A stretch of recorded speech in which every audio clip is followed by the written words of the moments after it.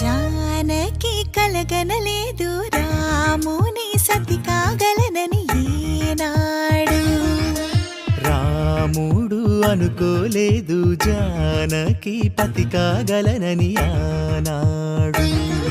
ఆనాడు ఎవరు అనుకోనిది ఈనాడు మనకు నిజమైనది. మన జీవన పారాయణం. రాముడు అనుకోలేదు జానకి పతి కాగలనని ఆనాడు.